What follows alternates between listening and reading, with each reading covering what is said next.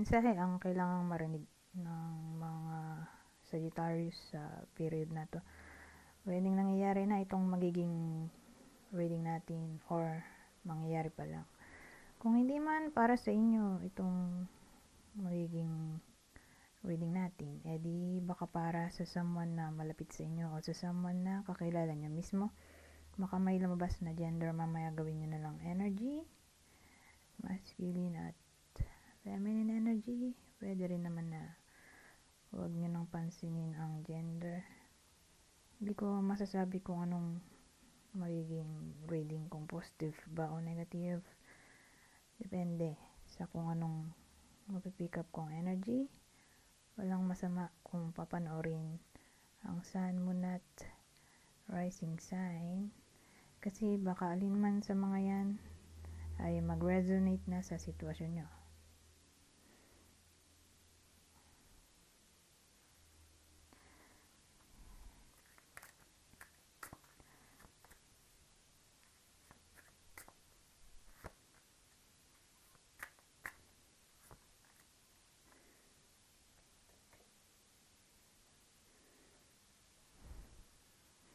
So, meron tayo ditong 4 Pentacles, the Lovers at King. King of Wands. Ano kaya to?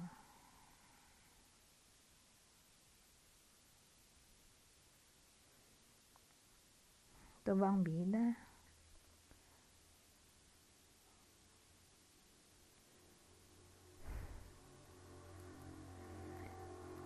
So, gawin na lang natin tong bida. Dagdag na lang ko ng panibago.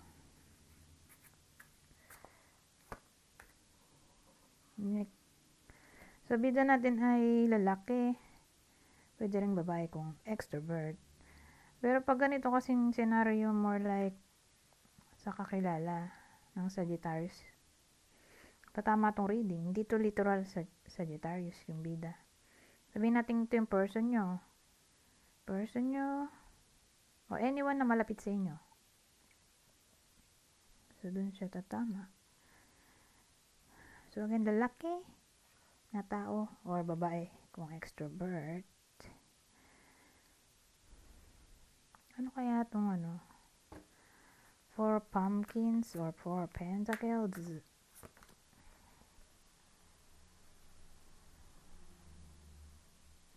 Whether nangyayari na to or mangyayari pa lang.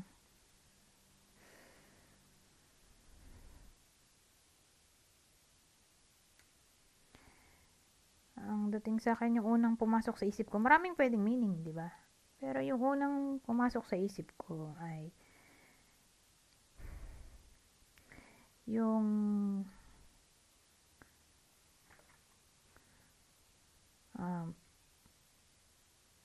bida natin ay nakaka-experience ng kakulangan sa affection, parang madamot yung partner niya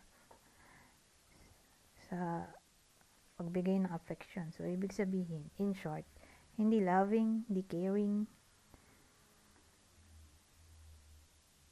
ganon.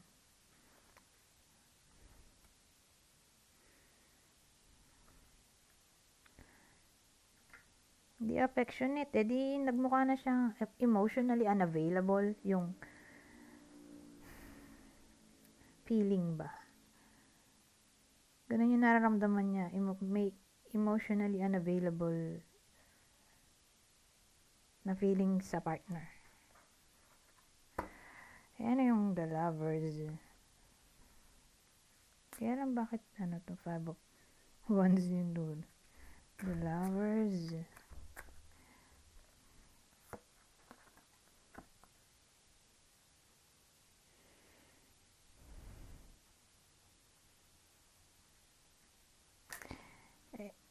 Tingin ko ma-overcome naman yung heartache dito. Kasi emotionally unavailable yung partner niya sa kanya. Pero dahil nandito yung lovers, ma-overcome tong pain. Don't worry. Or baka magkaayos din.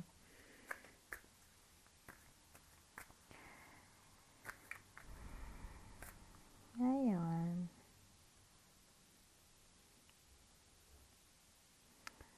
Alamin natin bakit ganun. Since okay naman, di ba? Maayos din yung problema. Bakit hindi affectionate yung partner?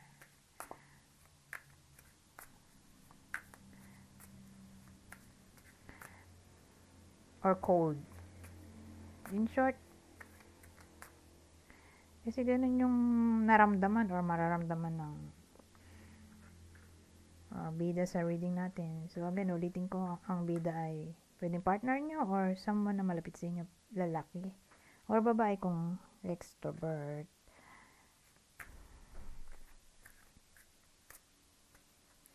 So anong dahilan? Bakit bigla na lang naging malamig ang pakikitungo?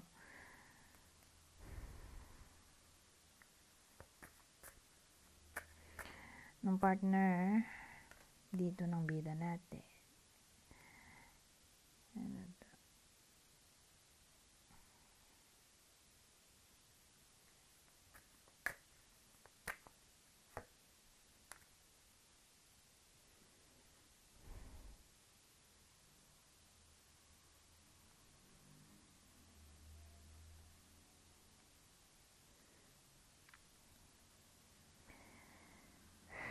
So, ang dating sa akin, may mga plano, decision, promises na hindi natupad nung bida. Kaya, ayun.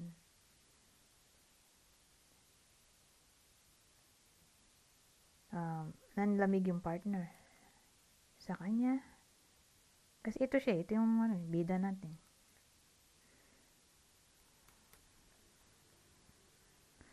Ito yung energy niya. Ito siya. Kasi ito yung scenario.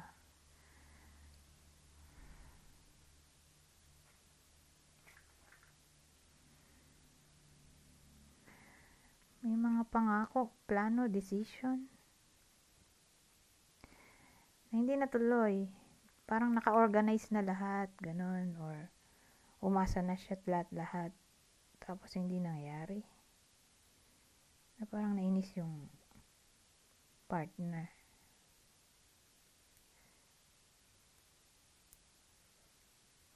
Pero again, nagkaayos dito, kaya lang ano to, 5 of Wands. Nagkaayos naman dito, di ba? Sa lovers, sa kani isa. Umutan ko na. Ito, na-overcome yung pain.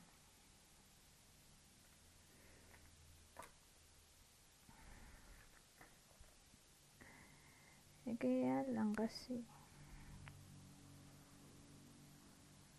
5 of Wands. Tingnan natin kung negative ba to o positive. Kung positive, paano kung magiging positive yung 5 of Wands? Tingnan natin. The 4.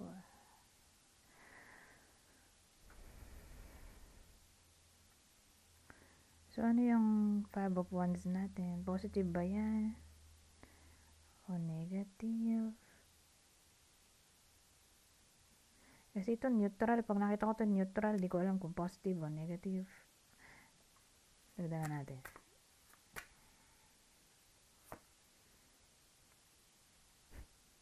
Oo, negative eh.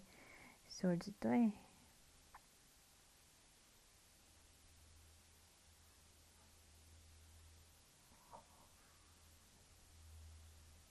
Ito na yung energy ng partner. Partner nung bida natin. Ay, di pala kita. Ayan. So, lumabas na dito yung partner.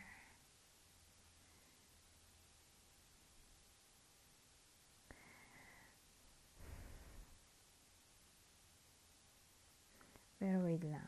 Since partner naman to. Eh, ano pa rin to? Positive, negative.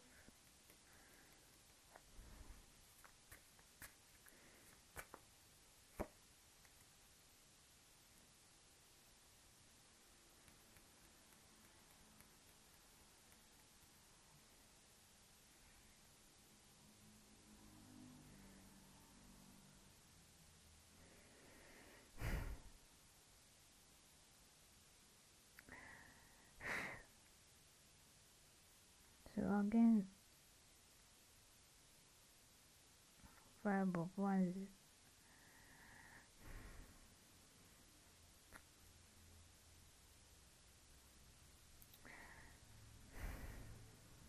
So, positive ba o negative yung 5 of Wands natin? Ang hirap naman itong 5 of Wands na gagawin. Positive. Mukha namang positive, kaya lang paano ka gagawing positive to? Kasi positive naman to. So, positive din to. Pero siya mag-embody nito. Embody ng energy overall. Kasi, nandito to. Ito yung partner.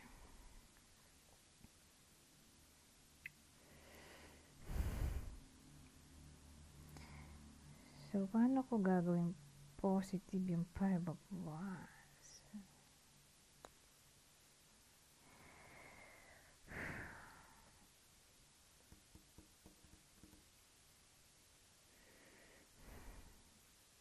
So, may meaning din naman to. Bukod sa competition, rivalry, conflict, drama, arguments, tension. May meaning din siyang kakaiba na hindi siya negative. So,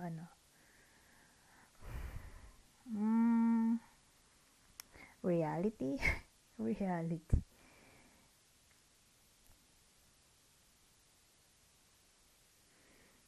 Reality or transformation. So, hindi ko lang kung paano naging transformation, pero may nabasa akong meaning din nito ay transformation.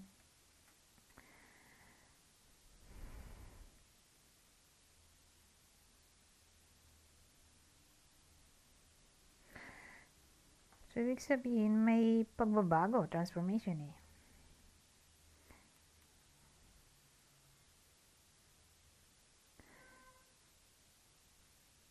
So, yung ito yung partner, di ba? Cold yung partner. Oh. Queen of Wands to. Emotionally unavailable, literal. Ay, Queen of Swords or King of Swords. Sila yung mga emotionally unavailable, cold, unemotional na tao. Or energy. Huwag naman tao. Pero energy, pwede rin naman, di ba? May mga air sign na emotionally unavailable. Pero gawin na lang natin energy. Yung energy nung partner, nung bida natin. Siya to, na emotionally unavailable. Eh, di ba magiging transformation to? So, ito magiging new beginning ng healing. Okay? So, in short, magtutuloy-tuloy itong meaning ng the lovers natin na kakaroon ng reconciliation overall. Kasi ma-overcome nga yung pain kanina, di ba, sa 3 of Swords.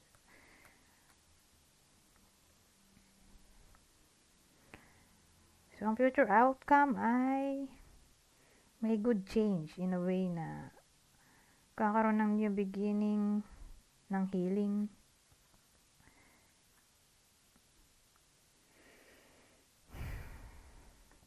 So, gano'n ang dating sa akin. Or, siguro, acceptance. New beginning ng acceptance ng pangyayari. May mga pangyayari na kailangan na i-let go para makapag-move on. Or pag-move on, in short. Beginning ng pag-move on. So, again, na-describe ko na kanina yung di ba, possible cause ng pag-aaway. More like mga pangako, promise, ano ba sinabi ko? Promise, plans, decisions, na naka-organize na or nasabi, pinangako na nga, tapos ang ending din nangyari, na parang masasawala yung partner, kaya naggalit. Ganon, parang may ganong eksena na umasa siya sa wala, kaya siya nainis.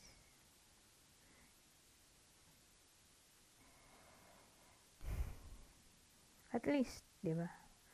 Wala naman cheating. More like promise lang. Promise, plans, decision na hindi nangyari, na umasa sa wala. Yun lang yung kinainis. Kaya, naging emotionally unavailable yung partner nung bida natin.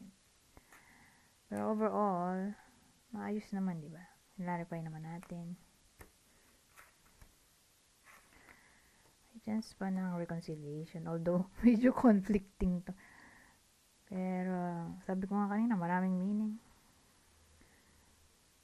hindi lang siya negative, may positive din. Kahit pa paano, ang hindi ko lang magawa ng positive kahit negative ay Three of Swords. Sabagay, pwede rin namang healing yon,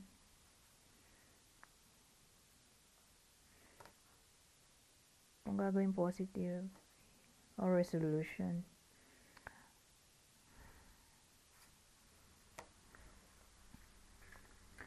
So, yan.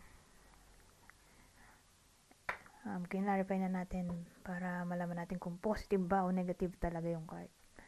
Since, maganda naman yung ending, pupunta na tayo dito sa possible partner. Ito yung possible zodiac sign ng partner. Or, possible zodiac sign ng partner ng bida. Sa reading na to, kasi hindi ba, dito, literal na nag-focus sa Sagittarius, kundi sa partner niya or person, or malapit sa kanya. Dun kasi siya tatama yung energy. Hindi literal sa Sagittarius. Anyways, ito yung possible partner, Pisces, Scorpio, Aries. So, ulitin ko, Pisces, Scorpio, Aries, yung possible partner ng bida sa reading na to. Dito naman tayo sa susunod. Ano pang masasabi nito?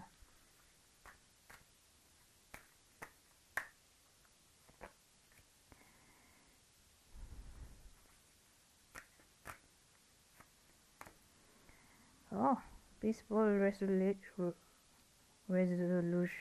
Wait.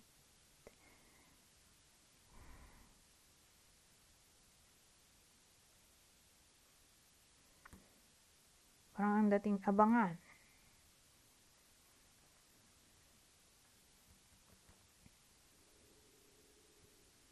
Naghihintay dito wait. Peaceful resolution. Clarify nga natin to, para malaman natin kung dugtong ba to sa kwento kanina. Sabagay dun sa kwento natin kanina, reconciliation na kasi ito diba? Posible ang reconciliation. Pero kung wait, ibig sabihin, baka hindi sa period na ito mangyari. Or binibigyan tayo ng clue na wag muna makipagbati. Tingnan natin kung magdurugtong ba yung kwento o hindi. Baka sa iba to. Ibang senaryo.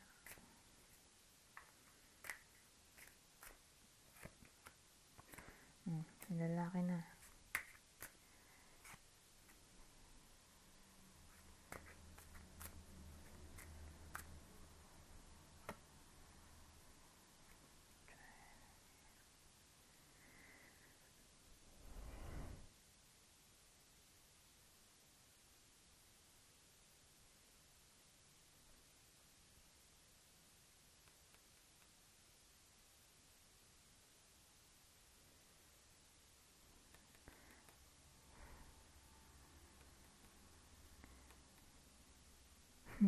Ang dating sa akin, nagdugtong eh.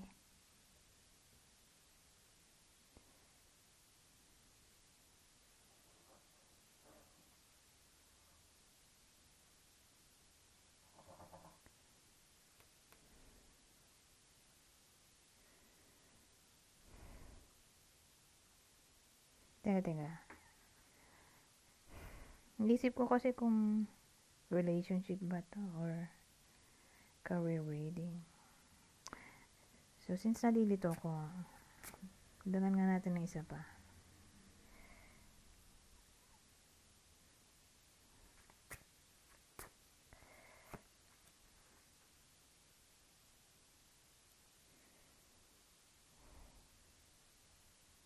Hindi to magkarugtong. Kasi wala namang cheating kanina eh, di ba? Emotionally unavailable lang yung main problem. Dahil nga, kasi umasa sa wala. Nainis siya sa partner niya. Di ito magkarugtong.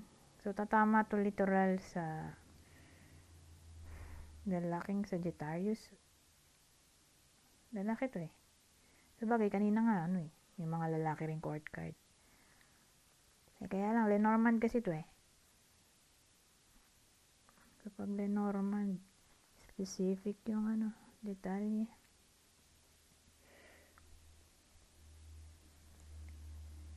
So, ang dating sa akin, lalaking Sagittarius, pwede rin ito yung partner.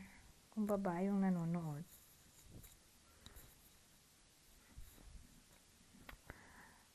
Masculine energy na lang. Yung masculine energy,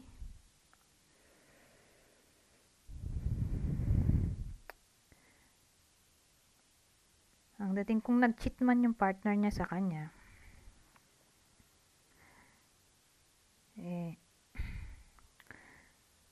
wag mo na makipagbati overall. Kaya sabi dito, wait. Ito kasi kailangan niyang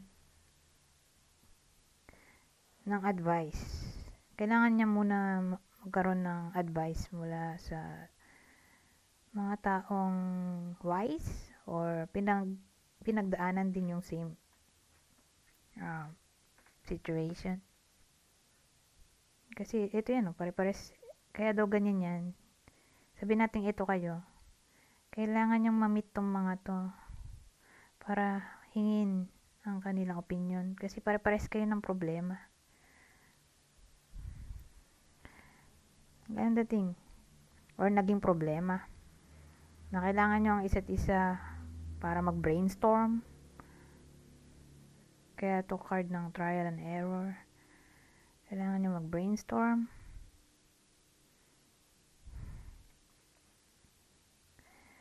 So in short, bago makipag-ayos, kasi may chance dito. So specific yung detalye natin. Tatama lang to sa lalaking Sagittarius. Ito yung partner ng Sagittarius kung babae man. Yung nanonood. Kaya lang, malilito tayo eh. Focus lang tayo sa lalaki. Lalaking Sagittarius na naging victim ng cheating. Na kung sakaling magbalik yung partner niya at makipagbati, wag mo nang makipag-reconcile. Humingi muna ng advice mula sa mga tao nga na wise or pinagdaanan din yung same situation na tulad ng nangyari sa kanya na yun nga karoon ng cheating. Or kung di man literal na cheating, toxic yung partner. Toxic in general. So, kailangan niya yung input ba ng ibang tao bago siya mag-come up sa conclusion regarding reconciliation or peaceful resolution. Kaya sabi, wait. Ay, 25 minutes na pala ito. Magtagal tayo sa part na ito. Dami kasing ko. Since 25 minutes na to, basahin ko na lang tong part na to. Kukuha lang ako ng 3 card. Kunin nyo lang yung mensahe na sa tingin nyo ay fit sa sitwasyon nyo.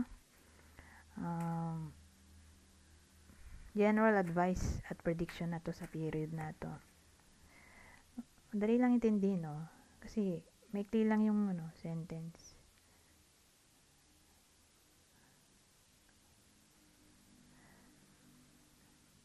So sabi, the thing will develop toward the goal.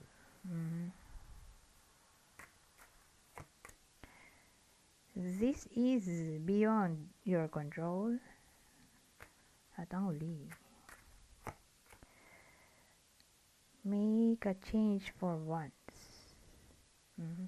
Anyways, hanggang dito na lang. Goodbye for now.